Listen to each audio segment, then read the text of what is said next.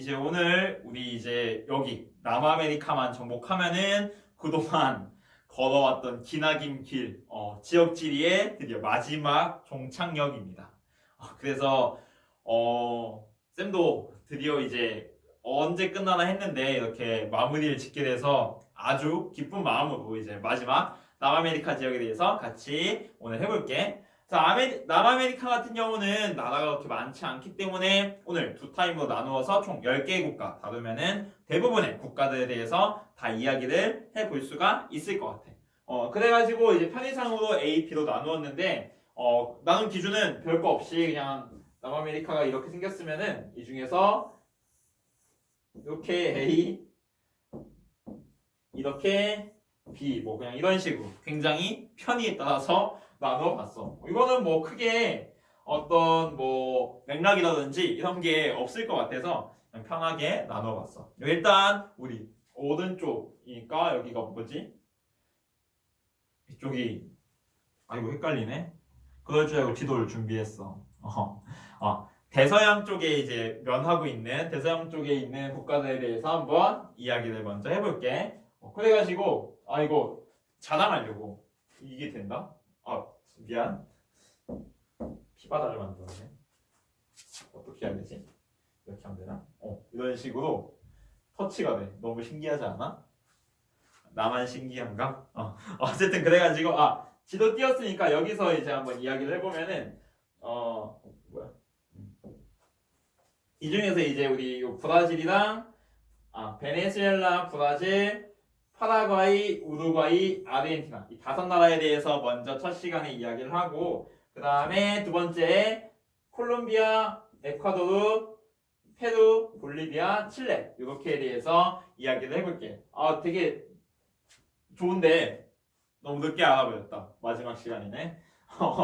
어쨌든 이렇게 같이 남아메리카에 대해서 이야기를 해볼게. 요거 이제 한 번씩 써먹으면 되겠다. 오늘 한번 써먹어 봐야지. 그래서 일단은 우리 브라질에 대해서 먼저 이야기를 해보면은 브라질 같은 경우는 브라질리아 여기가 수도이고 근데 브라질에는 사실 브라질리아 말고도 상파울루라든지 이런 큰 도시들이 또 위치를 하고 있는 것을 우리가 확인을 해볼 수가 있어. 아니면은 뭐 리우데자네이루 리우데자네이루 하면은 그 엄청 큰 예수상인가? 예수상 이렇게 손 벌리고 있는 거 그런 걸로 생각을 해보면 되고 상파울루가 이제 어떤 브라질에서 경제적으로 제일 집중된 지역이라고 해야 되나? 뭐 그렇게 이제 이해를 하면은 될 것 같아. 그 다음에 이제 카니발 브라질 하면은 삼바 그리고 이 카니발 굉장히 유명하지. 그래서 이게 이제 어떤 히스패닉의 문화 그리고 흑인의 문화 이런 것들이 전부 다 합쳐지고 거기에 이제 서양의 문화까지 전부 다 이제 섞여서 하나의 되게 엄청 큰 축제가 이루어지게 되었구나. 이렇게 알아두면은 좋을 것 같아. 그 다음에 이제 말이 되게 어렵지만 토르데시아스 조약이라고 요거는 꼭 알아두면 좋겠어. 어떤 거냐면은 이 토르데시아스 조약이라는 거는 처음에 이제 식민지 개척이 막 이루어지고 있을 때 그때 스페인이랑 포르투갈이 서로 남아메리카를 두고서 좀 싸워. 그래가지고 이거에 대해서 그 당시에 이제 유럽에서 제일 힘이 센 그리고 이 사람의 말이라면은 모두 수긍할 수 있다라는 사람이 누구일까? 바로 교황이지. 그래가지고 교황한테 찾아가. 교황한테 찾아가서 우리 이러고 있는데 결론 좀 내려주세요. 하고서 찾아간 거야. 그랬더니 교황이 이제 고심을 하지. 고심을 한 끝에 선을 하나 딱 그어줘. 그래서 지도 써먹으니까 좋네. 선을 하나 그어주거든. 그래서 대략 어디쯤이냐면은 이 선을 가지고서 선은 여기쯤에 이런 식으로 선을 그어야 되는데 아주 조작이 미숙합니다. 선을 대략 뭐 이런 식으로 이렇게 그어주는 거야. 자, 됐지? 이렇게 하는 거지. 무슨 뜻일까? 여기까지는 포르투갈 땅, 그 다음에 여기는 스페인 땅 이런 식으로 교황이 정해버린 거야. 이렇게 선 그어줬으니까 너는 이쪽 먹고 너는 이쪽 먹어 싸우지 마. 그런 식으로 정해준 거지.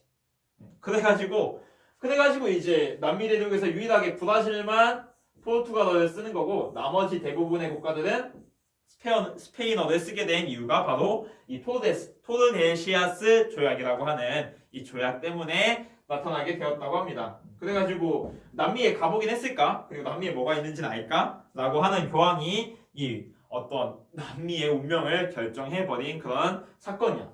그래가지고 토르데시아스 조약 이거는 말은 어렵지만 꼭 기억을 해줬으면 좋겠고 브라질 하면은 세계 최대의 열대림이라고 불릴 만한 자격이 충분한 아마존이 위치하고 있고 그 다음에 이 아마존에 흐르는 아마존 강 또한 굉장히 이제 규모가 큰 강으로 유명하지. 그 다음에 이제 브라질 하면은 무엇보다도 스포츠 중에는 축구 굉장히 잘하고 또 이제 유명하고 그런 국가이고 그 다음에 브라질 축구 하면 뭐 정말 이래저래 할 얘기가 많지만 그거 다 일일이 했다가는 이번 강의 하나만으로 또 30분 찍을 것 같아서 그만해야 될 것 같고 이제 교과서에서 좀 나오는 도시 아까 얘기했던 브라질리아라든지 상파울루, 리우데자네이루 말고 쿠리티바라는 도시 어쩌면 들어봤을 수도 있어. 이곳은 이제 다른 어떤 뭐 경제라든지 사회, 정치적으로 유명해진 게 아니라 바로 생태와 관련해서 굉장히 친환경적이고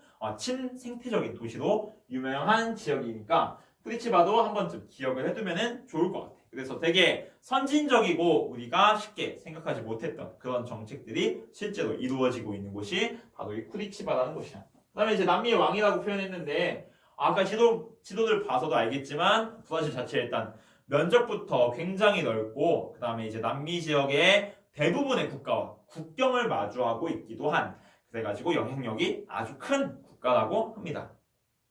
그래서 어디지? 페루랑 칠레인가? 두 나라가 빼고는 나머지 남미의 모든 국가들은 브라질과 접해 있는 그런 특징을 가지고 있다고 합니다. 그래서 브라질에 대해서는 일단 여기까지만 이야기를 해볼게. 다음으로는 브라질 밑에 있는 아르헨티나에 대해서 이야기를 해보겠습니다. 그래서 브라질과 뭔가 아르헨티나 약간 축구적으로도 서로 라이벌 관계같이 이렇게 이루어지기도 하는데 아르헨티나 같은 경우는 부에노스아이레스라는 도시가 수도이고 아르헨티나 이야기를 하면은 무엇보다도 이 파타고니아라고 하는 지역 요즘에 물론 그 후리스 같은 그 옷 만드는 그 브랜드 말고 거기도 물론 그 이름도 이 지역에서 따온 거긴 한데 그래서 아르헨티나 약간 남부 쪽이거든. 그래가지고 남반구는 남으로 가면 더 추워지지. 그래서 이 파타고니아쯤 가면은 좀 사막 같기도 하고 그 다음에 더 이제 완전 남쪽으로 가면은 거의 이제 막 펭귄도 살 만큼 그 정도 이제 추운 그런 기후가 나타나는 지역이네. 건조하기도 하고 한데 또 그 풍경은 아름다워서 아르헨티나도 관광으로 가는 경우도 굉장히 많은 편이야. 그 다음에 이제 이과수 폭포라고 하는 세계 3대 폭포지. 이 폭포가 아르헨티나에 위치를 하고 있기도 하고 그 다음에 아르헨티나 하면은 너무 좋아서 그 동그라미 두 번 쳤는데 소고기 빼놓을 수가 없어. 이곳이 어떤 지역이냐면은 팜파스라고 하는 일종의 뭐 온대 초원 정도 생각을 하면 될 것 같은데 이 팜파스가 굉장히 넓게 펼쳐져 있는 지역이 아르헨티나고 그래서 이 넓은 초원에서 소를 풀어놓는 거지. 그러면 소들이 초원에서 풀을 먹고 자라요.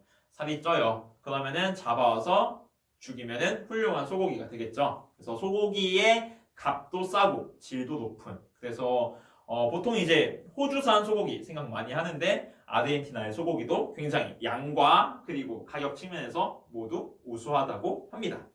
마지막으로는 백인이라고 했는데 남아메리카 지역이 이제 문제로 나올 때 인종 비율을 가지고서 물어보는 문제가 자주 출제가 되거든. 그래가지고 이제 크게 두 가지 유형으로 나타나게 돼. 첫 번째로는 원주민 세 가지구나.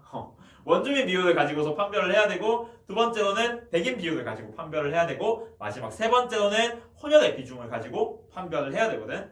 근데 남미의 그 어느 나라보다도 백인의 비중이 굉장히 높게 나타나는 나라가 바로 이 아르헨티나야. 그래가지고 아르헨티나 같은 경우는 거의 90% 확실하지 않으니까 적어도 80% 이상은 백인으로 구성된 굉장히 이제 백인이 많이 거주하는 나라구나 이렇게 좀 생각을 하면은 될 것 같아. 그래서 아르헨티나에 대해서도 여기까지 이야기를 해볼게.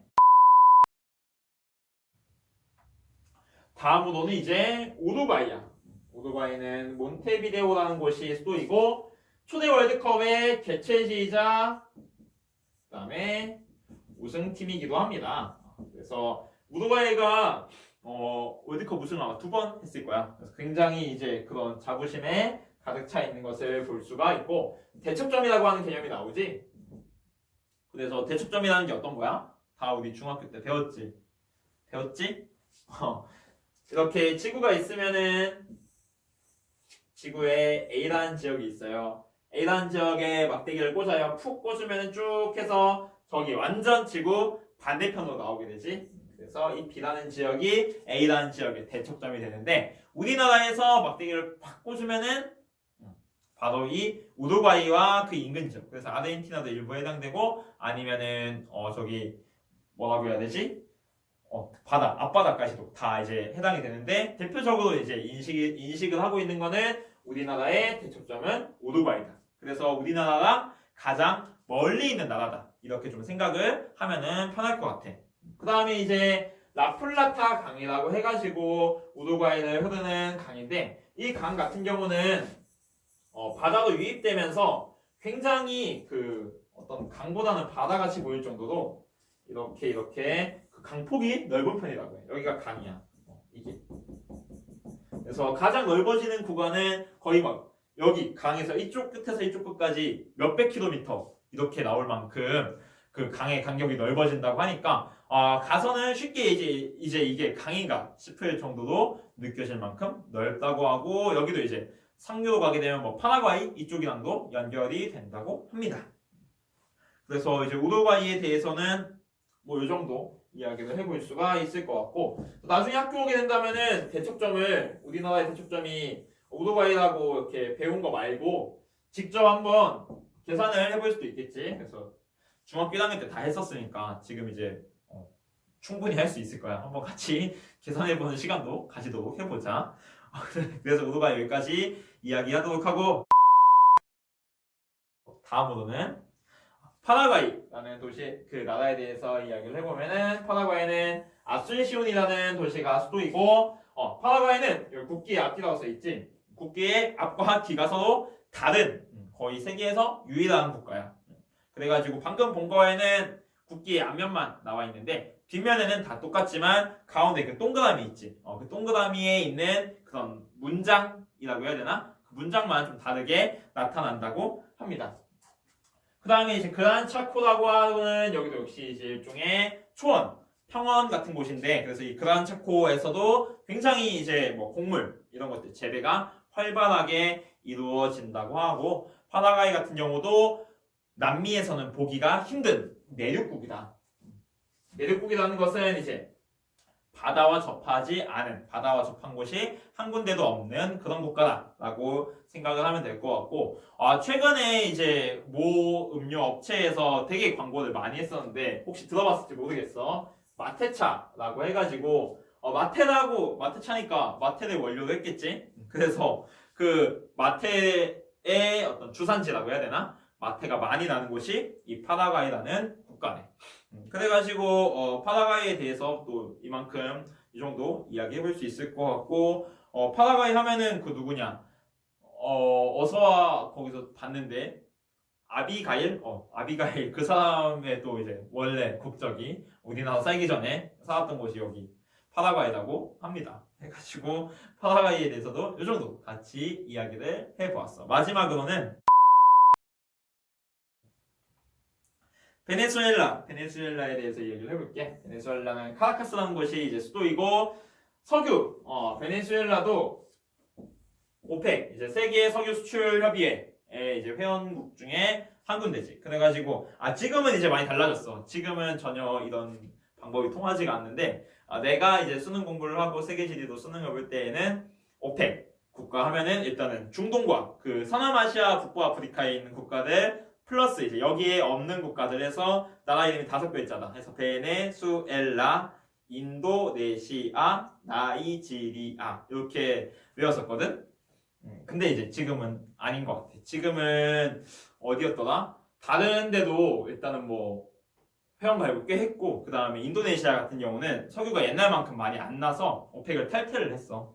그래가지고 너무 이제 10년 전 정보니까 옳지 않은 거고, 베네수엘라는 최근에 이제 뉴스 많이 탔지. 거기 나라가 폭망까지 해버렸지. 그래가지고 이거 우고 차베스라고 하는 사람이 포퓰리즘이라고 하는 너무 이제 극도로 너무 퍼준 거지. 나라의 어떤 뭐 미래라든지 재정 같은 걸 생각을 안 하고, 우리 석유 많아. 석유 팔면 되지. 또 팔면 되지. 영영 팔면 되지. 그럼 다 이루어질 거야. 라는 생각으로 나라를 운영했는데 석유값이 떨어지자마자 그래서 나라가 완전 거의 이제 제대로 기능을 못할 만큼 그렇게 조금 무너진 나라고, 그 다음에 이제 베네수엘라 하면은 미녀도 굉장히 또 유명한 나라인데, 그래가지고 이 베네수엘라에서는 방금 이야기했던 대로 나라가 잘 살지 못하니까 어떤 중앙 아메리카 지역에서는 아이들이 제일 잘 될 수 있는 게 야구 선수니까 야구도 열심히 하는, 그래서 야구도 유명해진 약간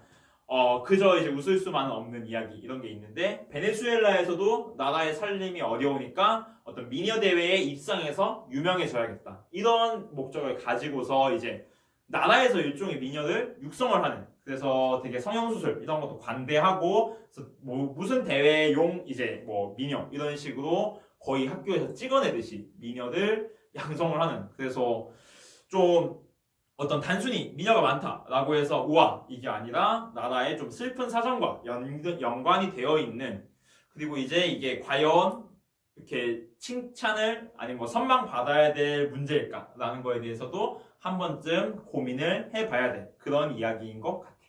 그래가지고 이렇게 브라질부터 베네수엘라까지 남아메리카의 절반에 대해서 이야기를 해봤고, 잠깐 쉬었다가 이제 남아메리카의 남은 절반에 대해서 같이 이야기를 해볼게.